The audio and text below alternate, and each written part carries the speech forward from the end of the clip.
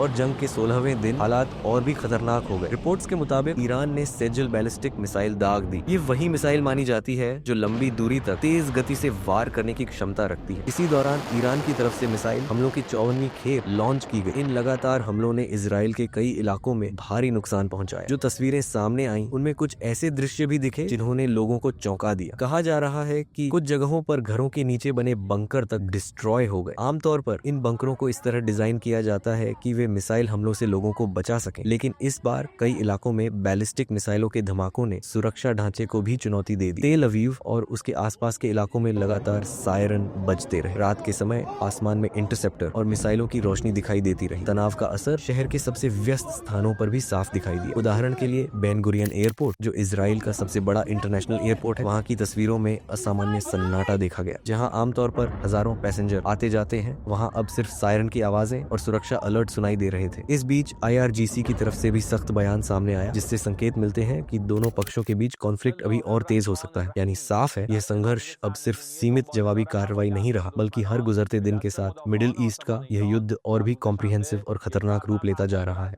और जैसे जैसे रात बढ़ती गई, हमलों की तस्वीरें भी और डरावनी होती चली गईं। तेल अवीव से लगातार आग की तस्वीरें सामने आने लगीं। जब ईरान की मिसाइलें शहर के अलग अलग हिस्सों में गिरीं, तो आसपास खड़ी गाड़ियां, मकान और इमारतें आग की लपटों में घिर गईं। कई इलाकों में पूरी बिल्डिंग्स खंडहर बनती दिखाई दी। तस्वीरें देखकर कई लोग कहने लगे कि अब इजराइल के कुछ हिस्सों का मंजर उन्हीं तबाह शहरों जैसा लगने लगा है जैसे पहले गाजा में देखा गया था। लेकिन यह टकराव सिर्फ इजराइल तक सीमित नहीं रहा। इराक से भी एक बड़ी खबर सामने आई। रिपोर्ट्स के मुताबिक ईरान समर्थित हशद अल शाबी फोर्सेस ने अमेरिका के एक एयरबेस पर ड्रोन हमला किया। बताया गया कि इन ड्रोन में कैमरे लगे हुए थे और उनके जरिए रिकॉर्ड किए गए वीडियो भी सामने आए। वीडियो में दिखाया गया कि ड्रोन अमेरिकी एयरबेस के अंदर तक पहुंचते हुए हमला करते हैं। इससे ये सवाल उठने लगा कि क्या उस समय मौजूद एयर डिफेंस सिस्टम इन हमलों को रोकने में नाकाम रहा। इसी दौरान तेल अवीव के आसमान की भी कई तस्वीरें सामने आई, जहां एक तरफ ईरान की बैलिस्टिक मिसाइलें दिखाई दे रही थीं, वहीं दूसरी तरफ उन्हें रोकने के लिए इजराइल की इंटरसेप्टर मिसाइलें भी लॉन्च हो रही थीं।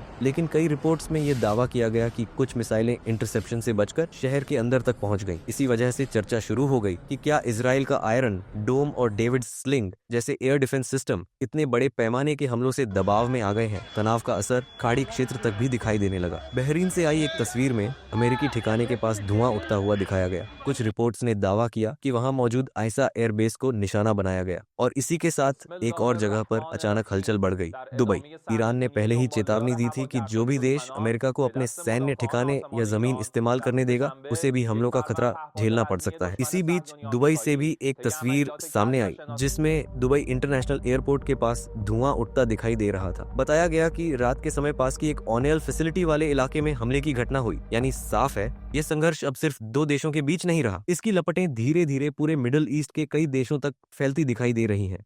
और इसी बीच एक और चौंकाने वाली खबर सामने आई। रिपोर्ट्स के मुताबिक रॉयटर्स ने लिखा कि Dubai airport resumes some flights after drone attack caused fuel tank blaze. यानी ड्रोन हमले के बाद फ्यूल टैंक में आग लग गई और हालात ऐसे थे कि यह आग जल्दी बुझ भी नहीं पाई। बताया गया कि सुबह तक दुबई इंटरनेशनल एयरपोर्ट के पास धुआं और आग के निशान दिखाई दे रहे थे। इसके कारण कई उड़ानों को अस्थायी रूप से सस्पेंड करना पड़ा। इस घटना के बाद यह साफ दिखने लगा कि कॉन्फ्लिक्ट का असर अब सिर्फ युद्ध क्षेत्र तक सीमित नहीं रहा। इसके झटके पूरे खाड़ी क्षेत्र में महसूस किए जा रहे हैं। इसी दौरान ईरान ने मिसाइल हमलों की 54वीं खेप लॉन्च की। इन हमलों में सेजल, खैबर, शेकान और कई अन्य बैलिस्टिक मिसाइलों का जिक्र किया जा रहा है। कई रिपोर्ट्स के मुताबिक इन लगातार हमलों के कारण तेल अवीव और आसपास के इलाकों में भारी नुकसान की खबरें सामने आईं। दूसरी तरफ IRGC की ओर से भी बेहद कड़े बयान सामने आए। ईरानी मीडिया तेहरान टाइम्स के हवाले से कहा गया कि अगर इजराइल के प्रधानमंत्री